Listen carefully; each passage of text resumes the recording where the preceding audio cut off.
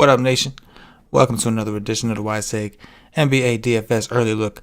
CK013 here. You can find me on Twitter at CK_013, and I'm joined once again by the GOAT, the true OG, known to many of y'all as Paulie D. You can find him on Twitter at Paulie with 8 Ds. Paulie, what's happening? What up, baby? James Wiseman is taking over in mop-up time.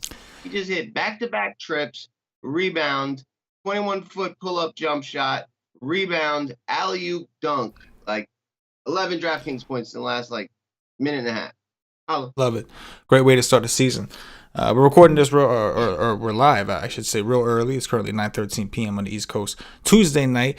We're here to talk about Wednesday night slate. Full disclosure for those of you who are listening, or just watching this at a later time, as I assume most of you will. We kicked off with a bang. I'm not gonna go over no victory lap because I did have Eric Paschal in my core article. That was a complete dud. But I also had underneath the also consider, did have Karis LeVert, James Wiseman. The only two I put in that guy. Holla. Just saying. Holla. Just saying. But yeah, just a fake victory lap there because there was some stuff that we haven't seen yet. It's still, the slate's not even over. The second game hasn't even started. Paulie, it felt good to have some NBA. I know it was a 2-game slate. I know it's not as exciting with 2 games, but feels good. It's NBA, baby. It's fun, and I love getting to focus and watch a team on TV. I feel like you learn so much more getting to see them play versus the stats. So I'll take it. We got to get a look at this kid Wiseman and some of the other young kids out there. And NBA's NBA. It's glorious. And tomorrow, you got the other end of the spectrum, a massive slate, which is a little too big for my liking. But it is what it is. We got to do dirties and drop them hard. Real hard. And that's exactly what we're here to discuss. Real quick, before we dive into the Wednesday slate, those of you who haven't hit the like button, please hit the like button. Really goes a long way, helps us out, allows us to continue to do what we do. If you're listening on iTunes or Podbean, drop us with some comments. We are going to do a giveaway. I should disclose that. We are going to do a giveaway on this show. We will announce it at the end of the show. If I forget, Paulie, I'm holding you accountable to remind me because I have a tendency to forget shit like that. But we're going to give away a full season pass of NBA, a full NBA season pass, dirty style. We are going to give away. The details will be, again, at the end of the stream or show, whatever. And subscribe if you're new. Make sure you subscribe, notifications bell on. Don't miss out on any of the stuff we put out. Don't forget to check us out at WiseTake.com. DFS community. Go check it out. I'll do a better plug at the end. Let's get into this slate for the time being. We'll go position by position because this slate is just monstrous. A lot of the time when I do the first look alone, I'll go game by game, but this slate is just too damn big to do that. So we're going to go position by position. We do cover FanDuel at WiseTake.com. On this particular show, we're going to mainly be talking about DraftKings just because we don't really have any of our usual tools updated yet. We're just trying to do this early to get you guys something out and to get our minds thinking so we come prepared, ready to rock come Wednesday. Okay, that being said, Paulie, talk to me about point guards. What do you see? Point guards. Okay. Gotta open up the Skrizzle then, going game by game. But Lukovic, right? Highest total game on the slate. Late night hammer against Phoenix. If anyone out there is like, Chris Paul D, they're smoking crack because nobody can stop Luka. And I can't see what anyone's prices are just yet on either site, but I don't give a fuck. I'll be playing some Lukovic on the high end there for sure. All right, almost to my section. After that, let's see who else is out there on the higher end. Just scanning across these games.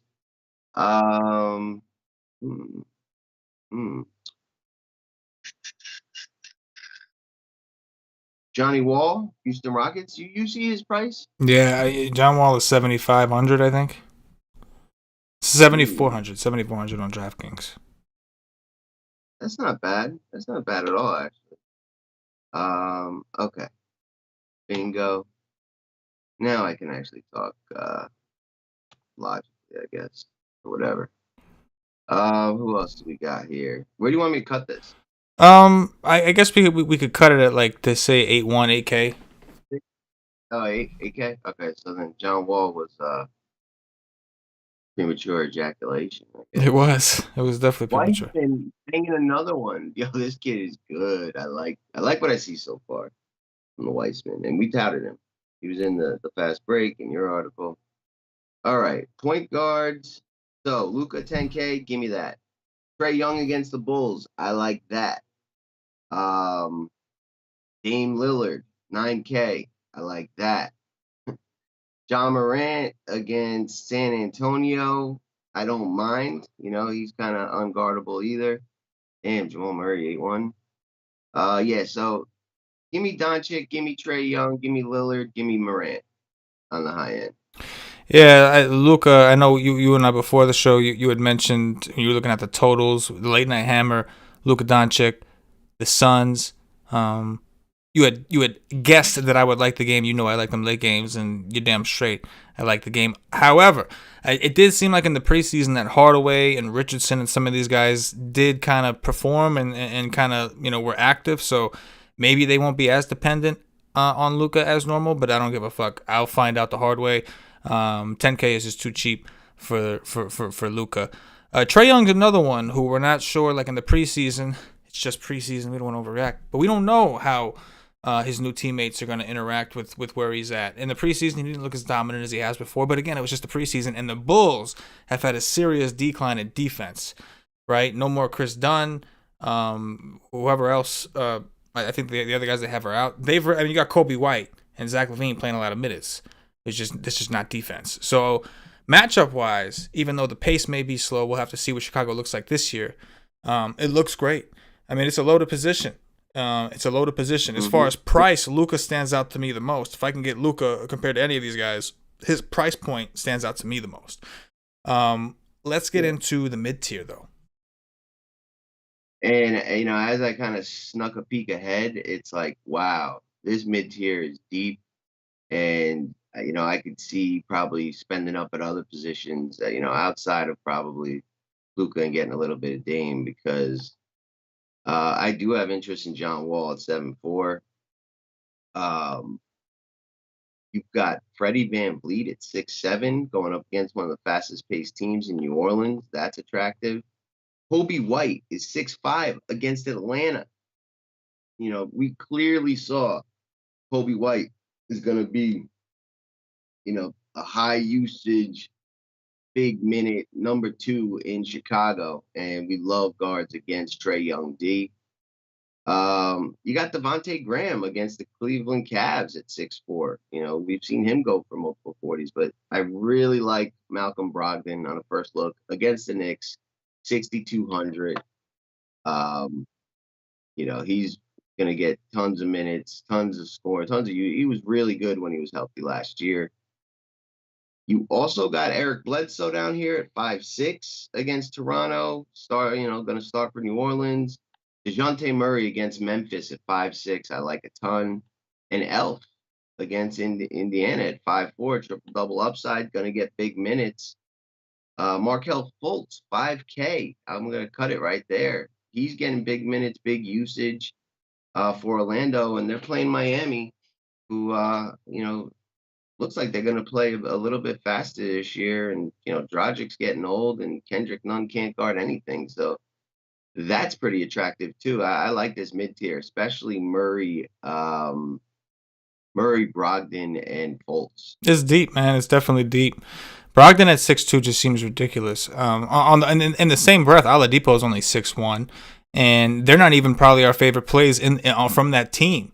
And that's the Knicks. The Knicks said they want to play fast, but when you look at their personnel, it's hard to picture, right? They have a bunch of guys that the Knicks are like an awkward team. If you watch them on offense, they look very awkward on offense. And we know Tibbs emphasizes defense. That's the only way I see a guy like Brogdon kind of failing you at 6'2" is if the game was just too ugly. Because when you look at the other side, like we got Elfrid Payton defense, just in general. Now the Knicks are emphasizing defense more. We'll see what that looks like this year. But my big concern with the Knicks going forward is teams have figured out that if you play zone against the Knicks and force them to shoot the three, they have literally one guy who can consistently shoot threes. And that guy is probably their third-string point guard at the moment in Emmanuel Quickley, assuming that everybody else is healthy in the depth chart. So that's the one drawback that popped in my head immediately. Who do you think the second-string guy? I think DSJ. I think yeah, Really? I think Think DSJ. he's ahead of Quickly? Well, do I think he should be? No, but I think that was Tibbs' plan going in. Maybe that last game quickly showed him a little something. I think quickly's going to play. I don't think it's going to be, but it might be an unusual situation with Tibbs where the point guard may be the one position that doesn't play 36 minutes a night. Like when we know guys like Barrett, we could expect him to. We could expect like Julius Randle and these guys to get big minutes, but I'm not so sure with the point guard because they have so many of them. Not to mention, you got Austin Rivers on the bench, who's not even here yet. You got Alec Burks on this team now playing the 2. So it's you got Frank Nitti still. It's a very deep situation. Quickly should be out there. He fits what they're trying to do. He's the only one that can knock down threes. But if we saw when they played, I think it was Detroit the second time. If you play zone against them and force them to shoot threes, it's a rough situation. It's like, not that they won't sometimes variance will hit, and yeah, some of those guys will make some threes, but if you're looking for them to do it on a consistent basis, it's going to be tough. And the one way they were able to get that win in the preseason was when Quickly started and played 30-something minutes and went nuts. So that's the one fail-safe. Aside from that, or the one path to that not succeeding. Aside from that, you mentioned, man, there's a lot of guys' prices that are Bledsoe and Murray stand out to me the most price-wise, right? Like DeJounte Murray, like you mentioned, John Morant was not good defensively last year. Point guards against Memphis was a thing for a lot of last year. And Bledsoe looked pretty damn good in the one preseason game he played, right? He looked pretty damn good to me. So 5'6", we expect him to get some full run. Dirties? Yes. And then, of course, Markelle Fultz, who a lot of hype around Fultz this year. A lot of hype. I mean, we saw last year he could do it. I think this year they're just going to give him an opportunity to do that more. And when Augustine is not in the picture anymore, we can get someone else, but fuck it. What about value time? You see anything on there? So, looking at Value Town makes me realize I got a lot of work to do tonight because, I'm not sure. It's like Ish Smith at 4.2, is a guy that usually, got a lot of minutes Washington last year and, was always a capable fantasy producer. What happens in Washington with Russ and Beal? How much minutes does he get? I don't know. Raul Nato kind of played over him. I'm not sure what to do there, right? Darius Garland is 4,100. I think he's pretty safe to get around 30 minutes, but they do got that Okoro dude that they just drafted. And with Sexton back, I'm not sure what to think there.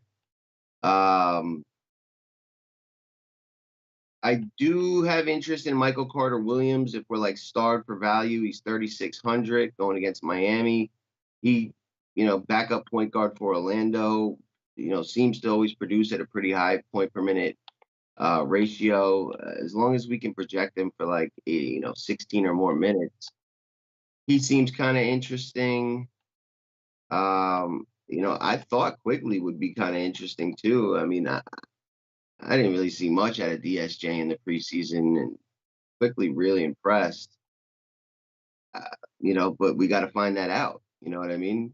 I'm trying to find this dude Cole's price on Orlando, the guy they drafted in the top 10 that looked good in the preseason. Is he even point guard eligible? I didn't see him, but he'd be kind of interesting. But looking at this right now, Killian Hayes is 3,900. He's projected to start for Pistons. That against Minnesota, that seems to that makes a bunch of sense. And I see that D'Angelo Russell is going to be questionable for Minnesota. If he's ruled out, then who's gonna start? Who's his backup? Questions I don't know the answer to at this moment, but it's good to identify now that we don't know that.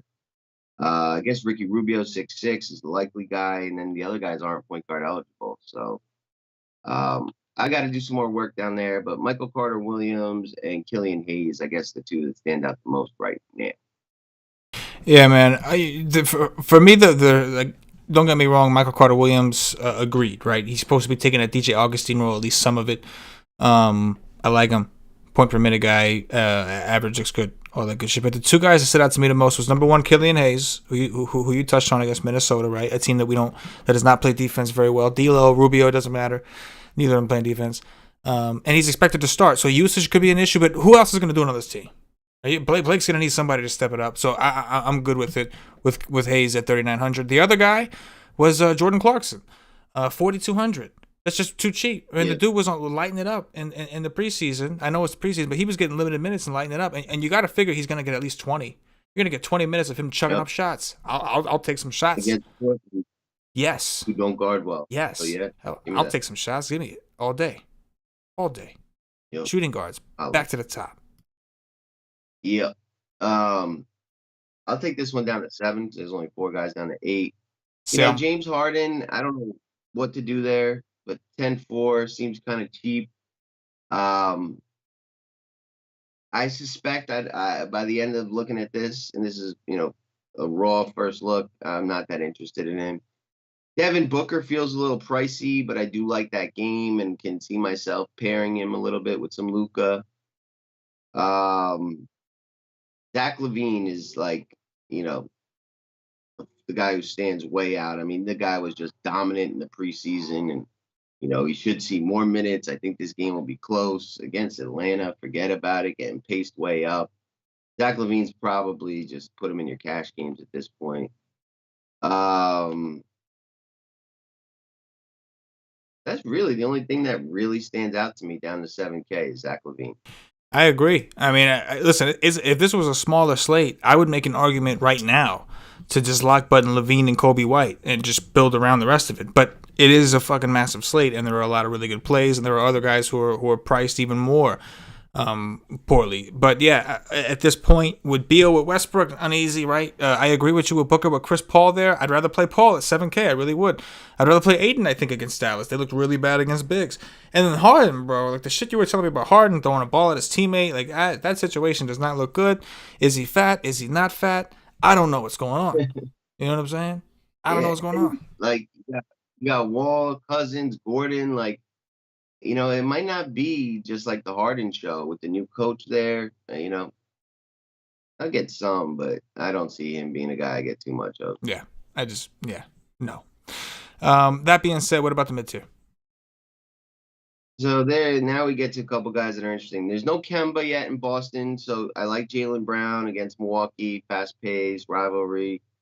Really like Fred VanVleet. Super impressed with him since basically the end of last year. We already touched on Kobe White, but he's there. Buddy Hield, don't love guys going into Denver early in the year, but at 6'3", he's supposed to be starting, going to take a ton of shots over there. I don't mind that. Terry Rozier feels a little cheap, although there's just so many guards there. It's like, I don't really know what to expect. Dylan Brooks was wildly impressive in preseason this year.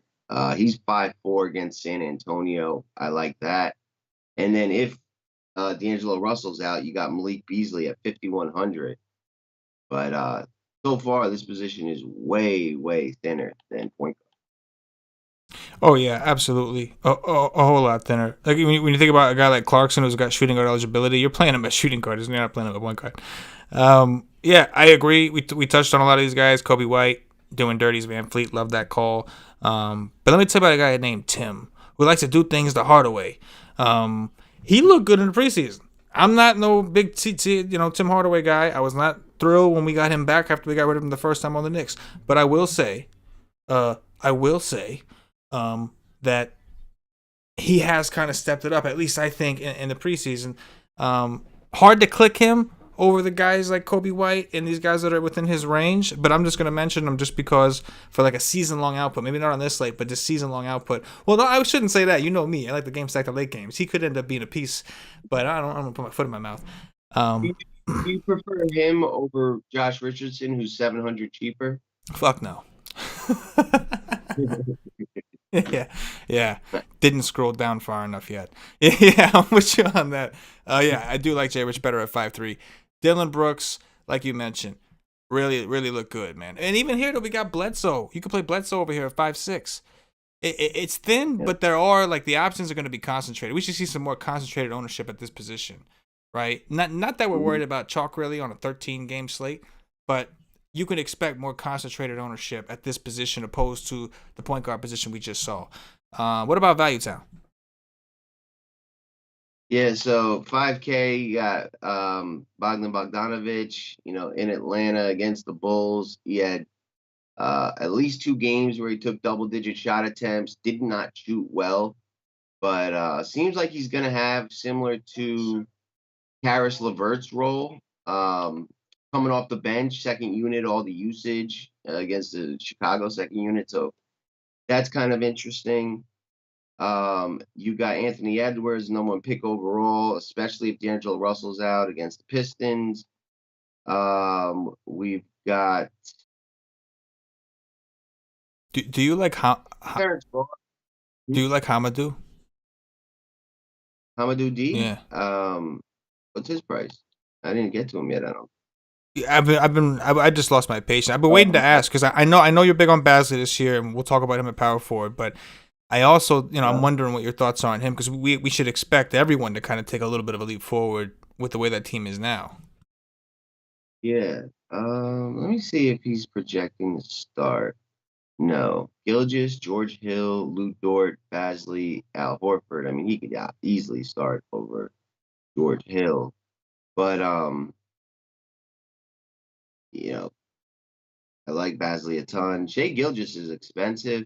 I don't mind Diallo at 4,200. I don't mind it, but I'm not positive what his role and minutes are going to be there. There's a couple young guys there that were really impressive in the preseason too, like Pokasevsky and Maladon. Although I think Maladon's on COVID, quarantine. Motherfucker sounds like a Power Ranger, or like a character from the Power Rangers. We gotta fight the Maladon. You know what I mean? Diallo's all right. Lonnie Walker, the fourth, he started a bunch in the preseason at 42. We already touched on Clarkson, who's right there. And I'm digging deep. I mean, Lugens Dort's going to play, easily 30 minutes. He's 3,800 against Houston. Not a big point per minute kind of guy, but, he could take another step up with his game this year. We'll see. And, I don't see too much else that's drawing my eye at this point. But, some of those guys' value at shooting guard, kind of stick out, especially because Clarkson's available there. Lonnie Walker, especially if he's starting. Aaron Holiday in Indiana, possibly. I got to see, what we project him minutes-wise for and role-wise. You got Duncan Robinson, at 46. I like guys who could take, double-digit threes, and when they get hot on DraftKings, those points kind of add up. And then we got to see the situation with the Minnesota with D'Angelo Russell, because Beasley and Edwards and maybe even Culver would be attractive too. Oh, yeah, if ever D'Lo is out, you just load up on Beasley. I'm not saying you can't play Beasley otherwise, but if D'Lo is that's one thing I did learn in the preseason, because what happens is Rubio replaces D'Lo, and Rubio is not there to shoot, so someone else has got to take D'Lo's shots, and that man, did he get arrested? I was gonna say that man got arrested over the summer, but some shit went down. I know some shit went down, but the handcuffs did not impede his skill in shooting a basketball, so we're good to go. Yeah, I don't have too much to add here, man. It's ugly down here. It's ugly. You mentioned I don't got nothing to add. Bogdanovic, sure, but I think Clarkson at this point, if I'm looking for value, if I want to punt this position, I'm looking at Clarkson. I'm just like, let's just go. Yep. Small forwards up top. Yeah. So I mean, I love Jason Tatum's game. I just don't see paying 9.92 for him on this slate with all the other options. As a matter of fact, Ben Simmons at 8.7 and Brandon Ingram at 8.6 are actually more appealing right now. Jimmy Butler at 7.7, even against a team like Orlando. I don't even mind DeMar DeRozan against Memphis at 73. All those names down to DeRozan are certainly in play. I'll have some exposure to, but I think Ben Simmons and Ingram would be like the two I'm most interested in that range. Good, like you said, you got good players, but the pricing of these players based off their potential matchups just don't really do it for me, right? Like Simmons against Washington sounds great. However, we got Russell Westbrook, who could be a little bit of a, he's very aggressive. We could say that. He's very fucking aggressive, very athletic. More importantly, 8.7 for Ben Simmons. Even if he was in a great matchup, 8.7 for Ben Simmons is just not that attractive. right now. Maybe things change. Tatum is probably going to be facing up with Giannis. That's scary. You know, taking guys against Giannis. Scary. Ingram is 8,600, and he's so scoring dependent when everybody's healthy. When he's playing a three, he's just so scoring. He's going to take a lot of shots, but he's so. I don't really like anything up here, man. Like DeRozan at 7-3, okay, he looked like shit in the preseason. I guess if we take it to 7, Middleton, I could have some interest in at 7K. We know shooters have done well historically against Boston. Their team is pretty similar. They don't have Kemba, but the team is pretty similar. So I guess Middleton would be my favorite, but maybe this is a position we could save some money at. Do you see anything in the mid tier? Yeah, so Michael Porter Jr. against Sacramento at 65. When he gets minutes, he smashes. You know, I think I want to be ahead of the field on this guy. There's a chance that he just becomes an 8K player. They utilize him right over there. And Sacramento's like the perfect opponent to go off against. Tobias Harris against Washington at 6'2", I do like. You know, with Simmons not really shooting and Embiid, you know, he's going to shoot, but probably not hit. Harris against a team like Washington, who's going to play really fast. I think I can get behind that at 6'2". We touched on Josh Richardson already at 53. Otto Porter at 5'2" against Atlanta, I don't mind whether he starts or comes off the bench. And then the other Bogdanovich in Utah at 51. We do like wings against Portland. 5,100 seems too cheap for Bogdanovich, who is going to be mostly forgotten because he was hurt most of last year, but the kid's good over there. I don't mind that at 5,100 either. But so far, nothing that's like great at this position. Oh, I found one. Yeah, I agree in these tiers, right? There's probably something we'll see. I took a peek also. There's probably a little something in Value Town we could at least get behind. But in the mid tier, not crazy about it. Outside of the guys we talked about, this is a great place to play a guy like Brooks, Dylan Brooks, or Josh Richardson. Those guys we discussed. You mentioned Bogdanovich, who also I keep saying the fucking same shit. I fucking know, but looked good in the preseason. He did look good. He looked. If he won you some money, you're gonna remember, and you're gonna say, no, this guy was good in the preseason. And then, like you said, Tobias Harris, like that's just too low of a price. Like Al Horford is gone. I know that, you know, we got to see what Philly, but 6'2" is a little bit too cheap, and that's a position you expect to do pretty well. That and bigs, right? You expect that position to do pretty well against Washington, judging by how they look at the moment. So yeah, I'm 6'2". That looks good. What about Value Town? So OG Anunoby just got paid 5K against New Orleans, getting paced up, gonna get a ton of minutes, gonna see an increased role. You know, was a serious fantasy contributor down the end of like last season in the playoffs. Obviously, they see a future in him. They just gave him that massive extension today, and all the talk has been about his role increasing. He looked really good when he got time in the preseason, and it's New Orleans getting hyper paced up. Really like OG Anunoby at 5K. You also have Teddy Osman. Kevin Love has already been ruled out. Charlotte, not very good. He kind of went off in the last preseason game at 4.8. If he's going to get those minutes, especially with Love out, I think that's a pretty safe kind of value play. Jeremy Grant is a starter for the Pistons. He's 4,700. They're playing Minnesota. You know, he's a guy that can go for 30 plus and maybe sees an increased role on this team. I don't love it, but I think that's worth like getting some exposure to. Kyle Anderson's 4,200. I'm expecting him to start and play some pretty decent minutes for Memphis. You know, with not Josh Jackson, but what's it?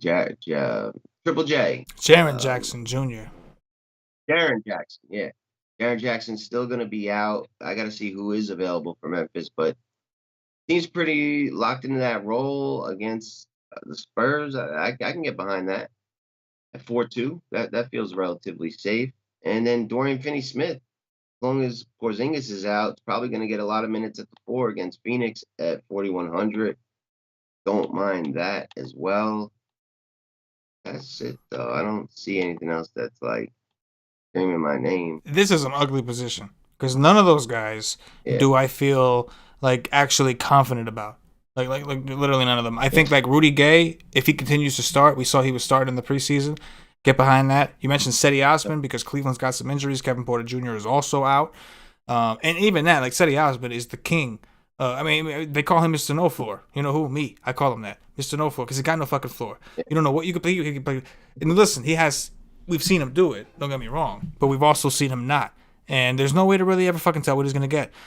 Troy Brown Jr., I'm curious to see what his role looks like. Is he going to have a lot of the second unit when he's out there with Westbrook? Whoever's out there with Westbrook, you're going to get opportunities to shoot because Westbrook can't shoot. It's the truth. I love Westbrook. He's a beast. He's a freak athlete. Awesome point guard.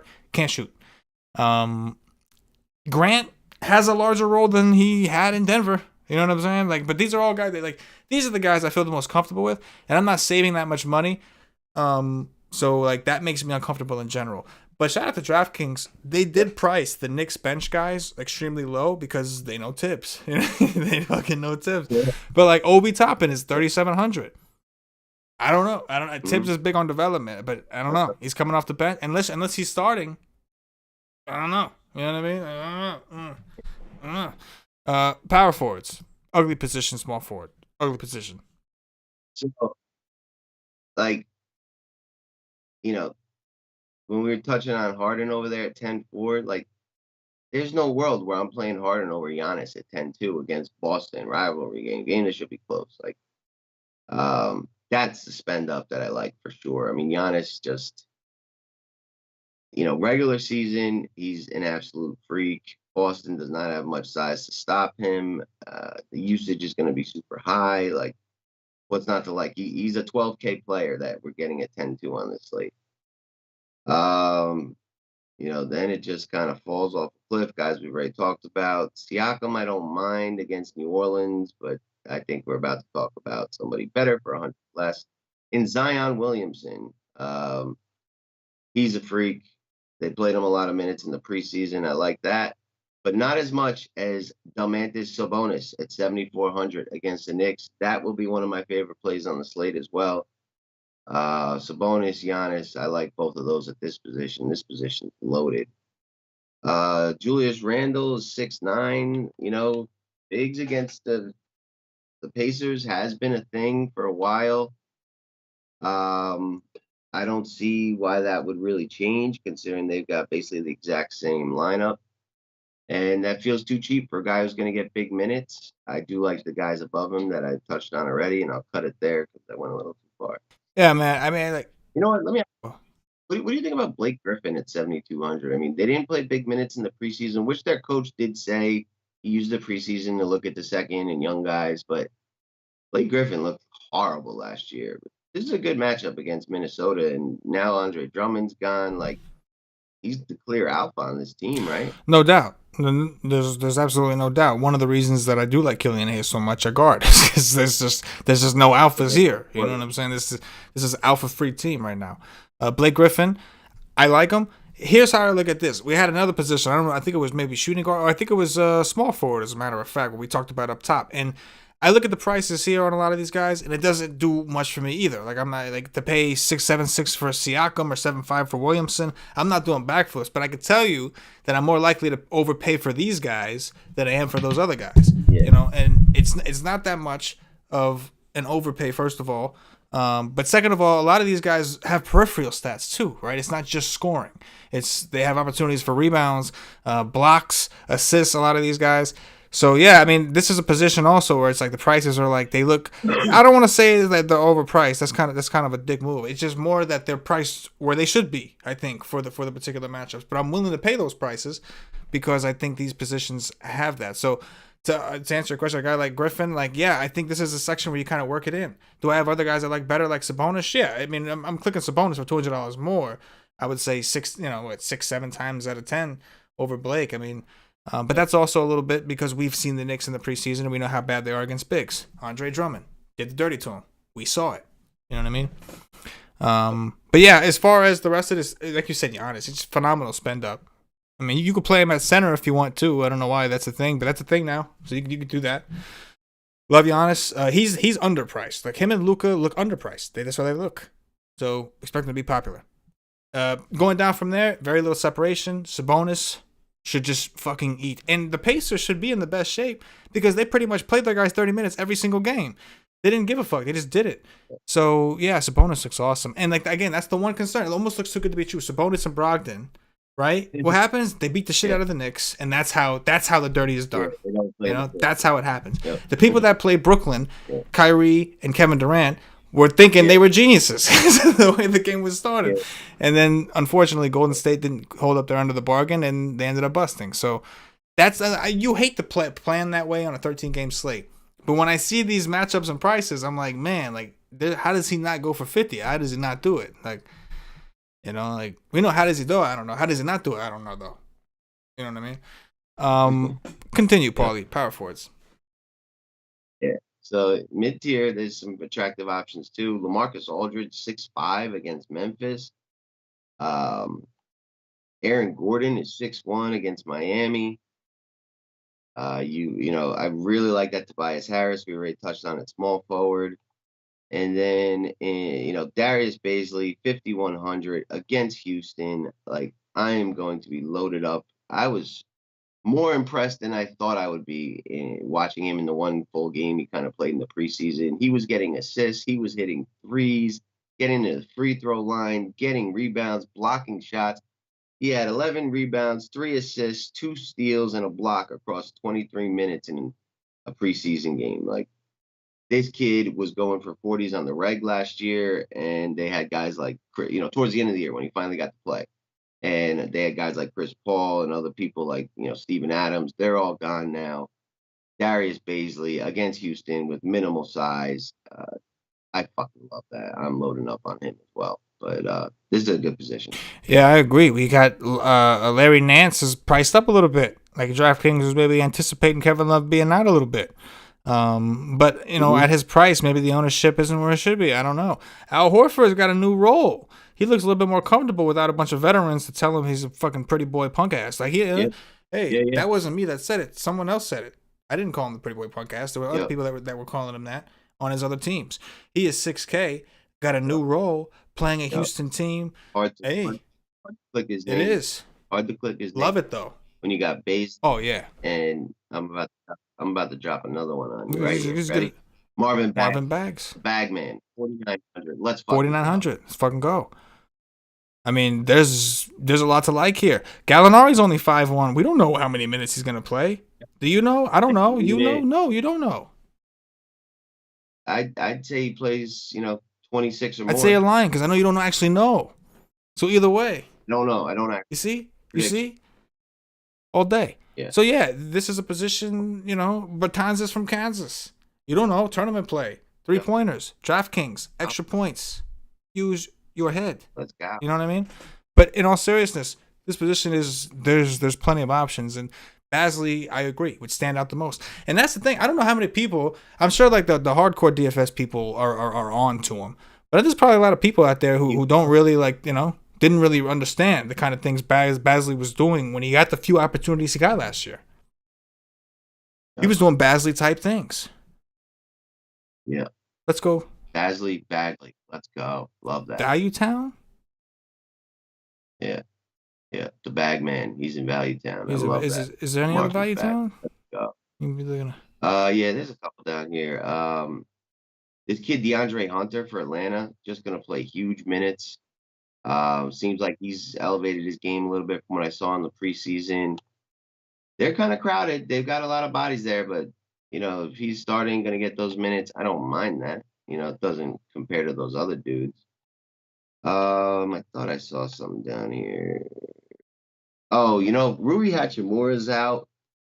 I don't think it's like an automatic. We go to Mo Wagner at 38, but that's going to open up something on Washington with the bigs, but I'm not exactly sure who yet.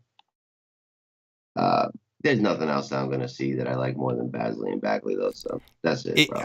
I got one guy who I'm going to consider only because of the price, and that guy's PJ Washington. He's 4,200. We know he's going to start at the 4. We've already heard that they want to play him a lot at the 5 too, so I think he's a player that Charlotte is going to play a good amount of minutes.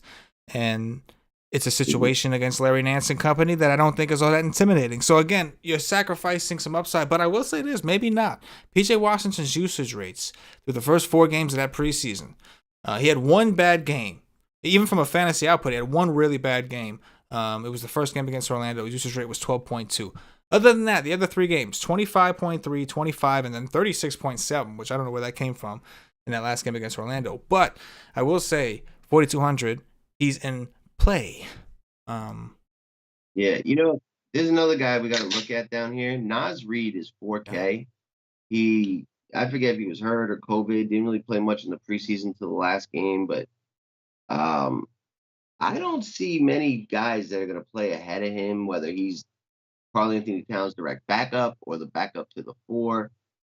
But he's a massive point per minute guy. If we can, find anything that says he'll play, 18 or more minutes, 4K, he's viable. Yeah, the only thing I'll say about him is look out for the status of Ed Davis, who I don't think played for in the preseason anyway. But he was recovering from an injury from last year, but he is on the roster. But in the meantime, yeah, it's hard to envision him. I tell you what, it makes you really think about Karl-Anthony Towns when you look at the depth chart. You got Ed Davis, who hasn't played in the preseason, is recovering from an injury, and then you have Nas Reed, who also was struggling to get on the court a little bit. Makes you think a little bit about Cat. Speaking of Cat, talk to me about centers, son. So centers up top is really deep, right? We already touched on Giannis. I would be playing at the 4, but you got Embiid against Philly, right? Missing Rui, has no size regardless. Embiid against Washington. Smash spot just had to at 9-8. Yeah, against Washington. My bad. He's on Philly against Washington. Got no size. Rui's out. Thomas Bryant's not very tall. Like, that's a smash spot for Embiid. Towns against Detroit. He's got Mason Plumdog defense. That's a smash spot. Jokic against Sacramento. That's a smash spot. And, I mean, Vooch against Miami is not a smash spot, but his usage is so secure, and he's 82. And then you got Drum Dog against Charlotte, an absolute smash spot with no Kevin Love at 8K. So center is the most deep position on the high end on the slate. And that's going to, there's some work to do just right there. Going down the list, we got DeAndre Ayton against Dallas, who's got minimal size at 7'3". I like that. I really like Bam Adebayo at 7,300, an absolute beast. Joe Val is 7'1" against the Spurs, who struggle against bigs. Rudy Gobert is 6'8" against Portland. Christian Wood is 6'3" against OKC. He absolutely smashed in his first preseason game. Who's OKC's center nowadays? It's like Nick McCuddy. Horford, bro. Horford, Muscala, Moses Brown, Isaiah Roby, Yeah, not good.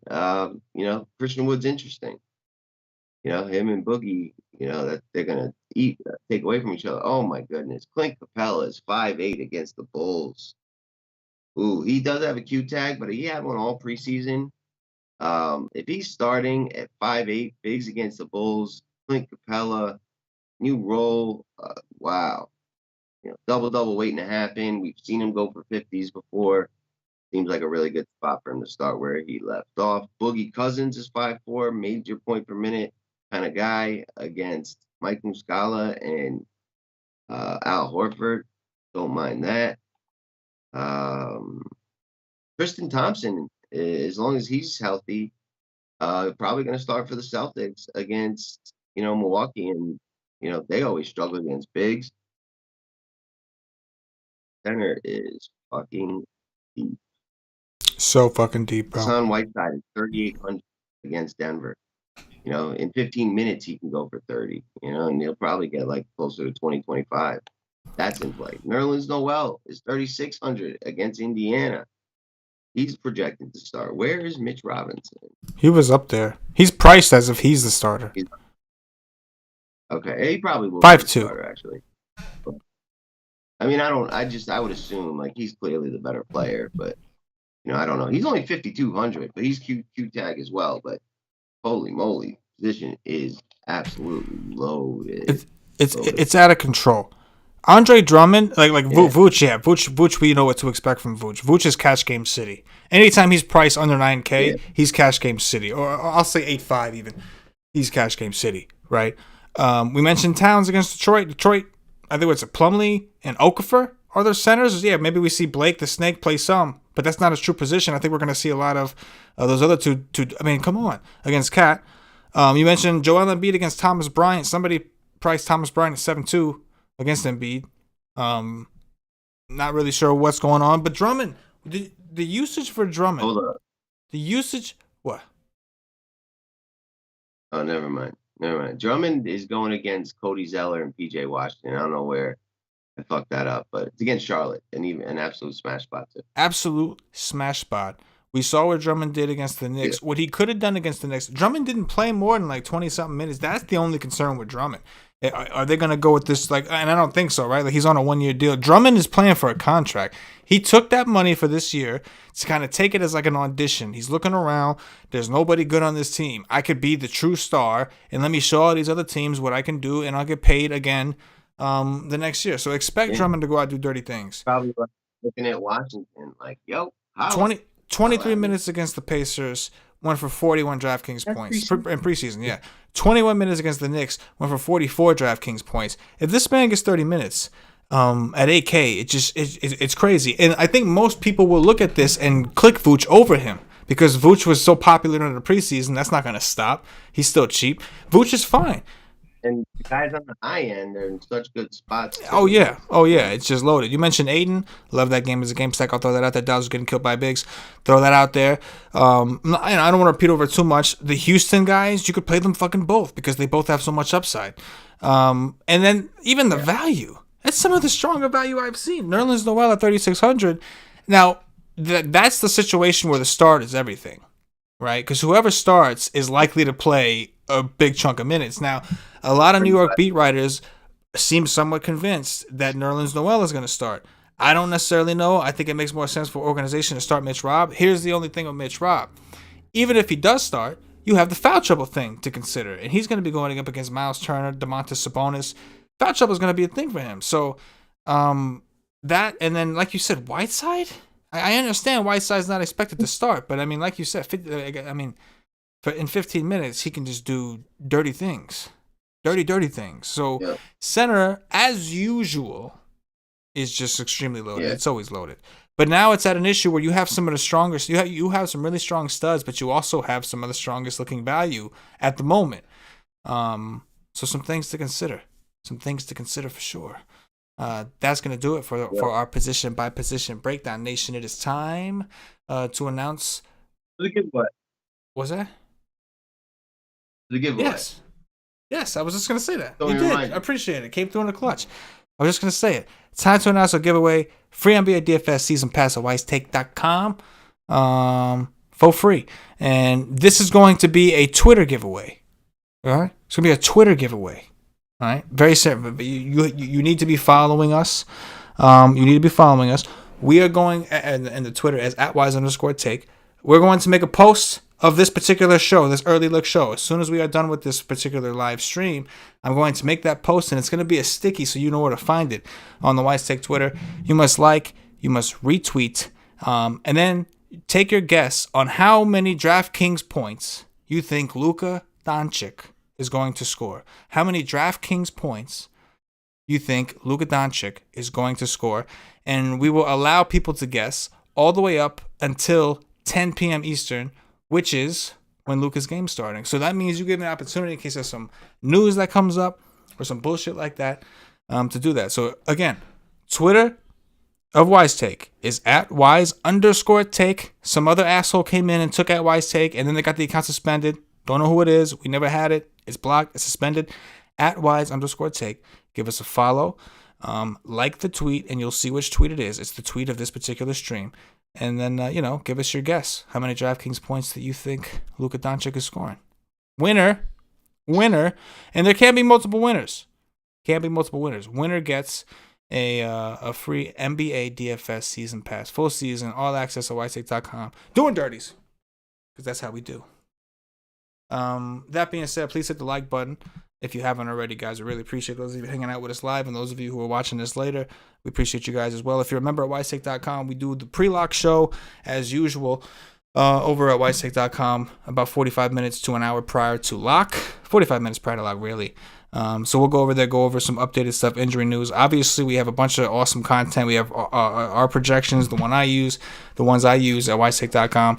We have cheat sheets, Paulie's fast break sheet, which has been awesome. Has a cash game core, GPP core, player pool, alpha play of the day, bust of the day. I do the core plays article where I go over a cash game core, kind of explain why, tournament core, all kinds of good shit. And of course, if you're a member of a monthly membership or higher, you get access to the Slack chat. Get a day pass, try us out. You don't get the Slack chat, but you get everything else. Day pass is $2.50. That's it. $2.50. You can try the nation out, and see if we're a fit, which I think we are, because we do dirties. If you like to do dirties, come to the nation. Paulie, anything in closing before we get up out of here?